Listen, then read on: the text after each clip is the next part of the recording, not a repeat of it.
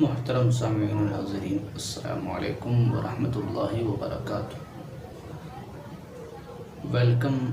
Back to my فلاح المحمد channel.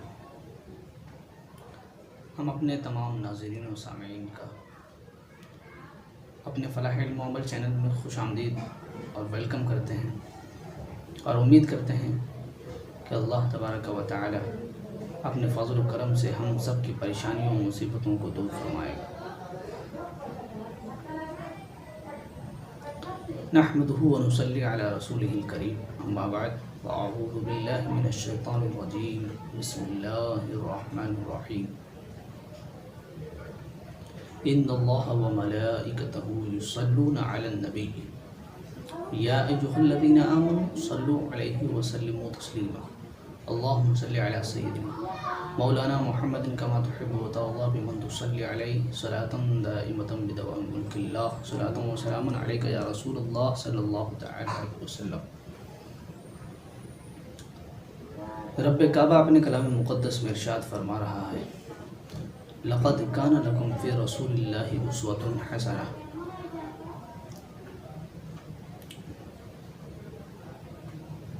بے شک تمہارے لیے نبی کی زندگی نمونہ عمل ہے۔ نبی کی زندگی میں تمہارے لیے نمونہ ہے، ان کے کردار، ان کے افعال، ان کا عمل تمہارے لیے نمونہ اور تمہارے لیے آئیڈیل ہے۔ اگر تم اس پر عمل کرو گے، نبی کریم صلی اللہ علیہ وسلم کی زندگی پر، ان کے طریقوں پر عمل کرو گے، تمہاری زندگی کامیاب اور کامران ہوتی ہوئی نظر آئے گی۔ حضرات محترم، رسول اعظم صلی اللہ تعالی وسلم کی شان، عظمت، عزت، رفعت، مرتبہ، شان و شوکت، جود و سخا، رواداری، اخلاق سبھی اعلیٰ ہیں اور افضل ہیں، اور سبھی میں ہمارے نبی کامل و اکمل ہیں اور بے مثل اور بے مثال ہیں۔ حضور اکرم صلی اللہ علیہ وسلم نے اپنی امت کو، اپنے ماننے والوں کو زندگی جینے کا سلیقہ سکھا دیا۔ زندگی میں پیش آنے والے تمام نشیب و فراز کے بارے میں بتا دیا، کب کیسی سچویشن رکھنی ہے، کب کیسی حالت، کس کے ساتھ کیسی حالت میں پیش آنا ہے، کیسا برتاؤ کرنا ہے، کسی کی خوشی کے لیے کیسے جھکنا ہے، اور کسی کی وجہ سے تمہاری وجہ سے اگر کسی کو خوشی ملے تو اس خوشی کو کیسے برقرار رکھنا ہے، اور اگر تمہیں کوئی تحفہ دے، کوئی نذرانہ پیش کرے، کوئی ہدیہ پیش کرے، کوئی چیز تمہارے لیے لے کر آئے، اگرچہ وہ اچھی نہ ہو، اگرچہ اس میں کوئی خرابی ہو، تمہاری نظر سے تمہیں وہ پسند نہ آئے، تو اس کی خوشی کے لیے اس کو قبول کر لو۔ یہ درس دیا ہے میرے مصطفیٰ جان رحمت صلی اللہ علیہ وسلم نے۔ کبھی کسی سے ہمارے چھوٹوں سے کوئی غلطی ہو جائے، ہمارے گھر والوں سے، ہماری فیملی سے کوئی اونچ نیچ ہو جائے کسی چیز میں بھی، چاہے وہ امور خانہ داری ہو یا معاشی چیزیں ہوں یا گھریلو معاملات ہوں یا کوئی بھی معاملہ ہو، اگر کمی بیشی ہو جائے، اونچ نیچ ہو جائے، تو اس میں تم بات کا بتنگڑ نہ بناؤ، بلکہ اس کو سلجھانے کی اور اس کو درست کرنے کی کوشش کرو، اور تم ایسے معاملات پیش کرو کہ سامنے والے کو خوشی ملے، اچھا لگے، اور وہ تم سے امپریس ہو جائے۔ آج ہمارے معاشرے میں دیکھیں کہ آج ہم اپنے گھر والوں پر ذرا سی بات پر چلانے لگتے ہیں، غصہ کرنے لگتے ہیں، جھگڑنے لگتے ہیں، اور کہتے ہیں تمہیں تو کسی چیز کا خیال نہیں،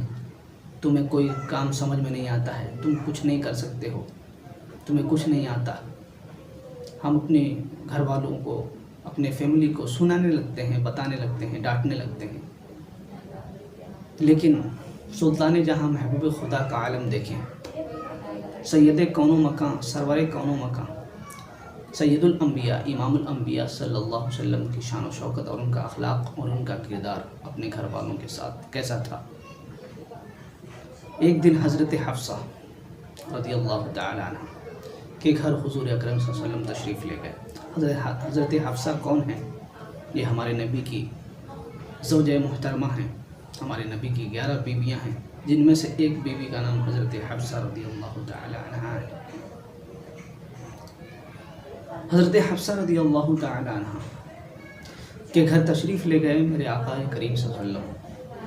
اور فرمایا کہ اے حفصہ کھانے کے لیے کچھ ہے تو پیش کرو۔ حضرت حفصہ نے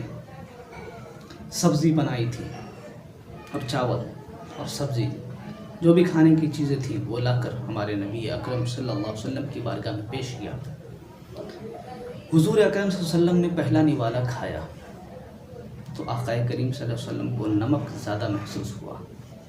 اس کھانے میں نمک زیادہ تھا۔ حضرت حفصہ بیٹھی ہوئی ہیں، میرے آقا کریم صلی اللہ علیہ وسلم کھانے کو تناول فرما رہے ہیں۔ پہلا ہی نوالا جیسے ڈالا منہ میں تو خوشی کا اظہار کیا، یہ نہیں کہ مائنڈ کو دوسری طرف پھیر لیا اور غصے کی عالم میں حضرت حفصہ کو دیکھنے لگے، ایسا نہیں کیا، بلکہ مسکرانے لگے میرے آقا کریم صلی اللہ علیہ وسلم اور کھانے کو کھانے لگے۔ ساری سبزی کھا گئے۔ حضرت حفصہ سے فرماتے ہیں کہ اے حفصہ کیا اور تم نے سبزی بچا کر رکھی ہے تو اور لا کر دے دو۔ حضرت حفصہ رضی اللہ تعالی عنہ نے حضور کے حکم کی تعمیل کرتے ہوئے اور سبزی جو رکھی تھی وہ لا کر دے دی۔ آقا کریم صلی اللہ علیہ وسلم کھانے لگے۔ جب حضرت حفصہ کو ایسا محسوس ہوا کہ اب لگتا ہے سبزی میرے لیے نہیں بچے گی، تو حضرت حفصہ فرماتی ہیں کہ یا رسول اللہ، عرض کرتے ہیں یا رسول اللہ صلی اللہ علیہ وسلم، میں نے روزہ رکھا ہے اور میرے لیے تھوڑی سی سبزی آپ چھوڑ دیں تاکہ میں افطار میں اس کو کھا لوں اور اپنی افطاری کر سکوں، اپنی افطاری کو مکمل کر سکوں، اپنے روزے کو۔ حضور اکرم صلی اللہ علیہ وسلم نے ساری سبزی کھانے کا ارادہ فرما لیا تھا، لیکن روزہ تھیں اور ان کے لیے سبزی رکھنی تھی، تو اس لیے حضور صلی اللہ علیہ وسلم نے سبزی کو چھوڑ دیا۔ اور حضرت حفصہ یہ سوچ رہی ہیں کہ شاید میں نے سبزی بہت اچھی بنائی ہے، اس لیے آقا کریم صلی اللہ علیہ وسلم سبھی کھانا چاہتے ہیں، لیکن مصطفیٰ جان رحمت کے قلب اطہر میں کچھ اور ہی بات تھی۔ جب شام ہوئی، حضرت حفصہ روزہ کھولنے کے لیے بیٹھی، سبزی کو کھایا تو ان کو معلوم پڑا کہ ہاں آج سبزی میں تو نمک زیادہ تھا۔ مصطفیٰ جان رحمت صلی اللہ علیہ وسلم کی اخلاق حسنہ پر قربان جاؤ مسلمان، ان کے دل میں اپنے شوہر کے لیے اور پیار زیادہ ہو گیا، محبت بڑھ گئی، اور یہی درس دیا ہے ہمارے نبی اکرم صلی اللہ علیہ وسلم نے اپنی ماننے والوں کو، اپنی امت کو۔ اسی طرح سے ایک مرتبہ حضور اکرم صلی اللہ علیہ وسلم تشریف فرما ہے اور تمام صحابہ بھی معمول کے مطابق تشریف فرما ہیں، بیٹھے ہوئے ہیں۔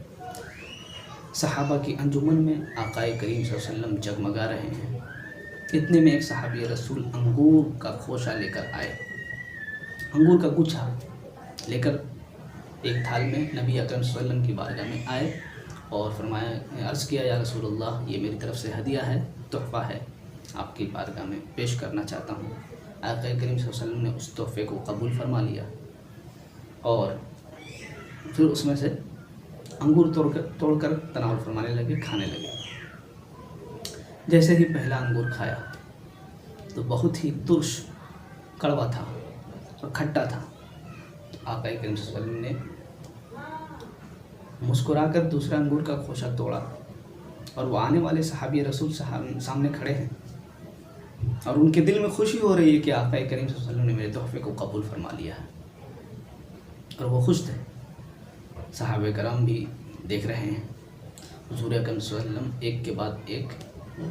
انگور توڑ کر تناول فرماتے جا رہے ہیں، کھاتے جا رہے ہیں۔ سارا کا سارا انگور اب ختم ہونے والا ہے، صحابہ کرام دیکھ رہے ہیں پہلے کیسا ہوتا تھا کہ اور بھی چیزیں جو نبی علیہ وسلم کی بارگاہ میں آتی تھیں تو حضور اس کو تناول فرما کر صحابہ میں بانٹ دیا کرتے تھے، دے دیا کرتے تھے، لیکن اس بار معمول کے برخلاف جب ہوتا ہوا دیکھا صحابہ کرام نے تو دل میں بات پیدا ہوئی کہ آخر آقا کریم صلی اللہ علیہ وسلم ایسا کیوں کر رہے ہیں؟ ہمیشہ تو ہمیں دیا کرتے تھے لیکن آج نہیں دے رہے ہیں، سارا کا سارا انگور کھا رہے ہیں اور کھانے کی کوشش کر رہے ہیں، سارا انگور کھا لیا، سب کا سب ختم ہو گیا۔ صحابہ کرام حیرت میں ہیں، دل میں بات مچل رہی ہے۔ جب رہا نہ گیا صحابہ کرام سے،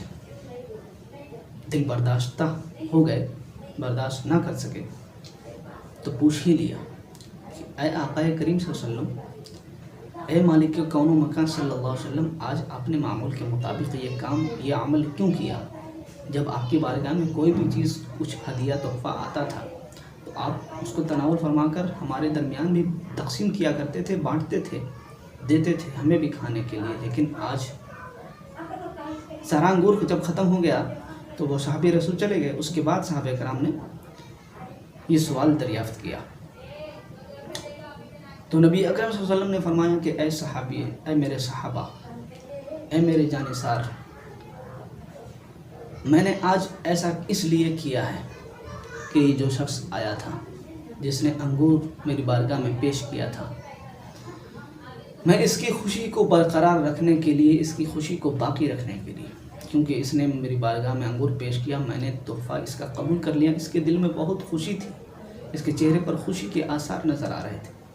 اگر میں تمہیں دیتا انگور کا خوشہ، انگور کھانے کے لیے، تو تم میں سے کوئی نہ کوئی ضرور کہہ دیتا کہ یہ تو انگور کھٹے ہیں، اور اس کے دل کو تکلیف ہو جاتی، اس کی خوشیاں چکنا چور ہو جاتی، اس کی خوشیوں میں کمی آ جاتی۔ اس وجہ سے میں نے تمہیں یہ انگور نہیں دیا تاکہ میں اس کی خوشی کو برقرار رکھ سکوں، باقی رکھ سکوں، اور اس کے دل میں جو میرے لیے عظمت، عزت ہے وہ باقی رہے اور اس کو اچھا لگے۔ اس وجہ سے میں نے یہ معمول کے برخلاف عمل کیا ہے۔ تو اس سے پتہ چلا کہ نبی اکرم صلی اللہ علیہ وسلم کی یہ بھی ایک سنت ہے کہ اگر کوئی تمہیں کوئی کچھ چیز دے اور تم کو وہ اچھا نہ لگے، یا تمہارے گھر والے نے بنایا ہو، یا کسی دوست نے دیا ہو، یا کہیں سے بھی آیا ہو تمہارے لیے، تو تم کو اچھا نہ لگے تو پھر بھی وہ تم اس کو قبول کر لو اور اس کو اپنا لو، اور کھانے کی چیز ہو تو اس کو کھا لو۔ تو اس طرح سے ہم اگر عمل کریں گے تو ہمارے لیے یہ نبی کی سنت پر عمل ہوگا، اور یہ اس سنت پر عمل کرنے کا ایک موقع ملے گا۔ تو اللہ تبارک و تعالیٰ کی بارگاہ میں دعا ہے کہ ہم سب کو اپنے محبوب صلی اللہ علیہ وسلم کی سنتوں پر عمل کر کے اپنی زندگی کو کامیاب اور کامران بنانے کی توفیق و رفیق عطا فرمائے، اور مصطفیٰ جان رحمت سے سچی پکی محبت کرنے کی توفیق عطا فرمائے۔ وما علینا الا البلاغ المبین۔ السلام علیکم۔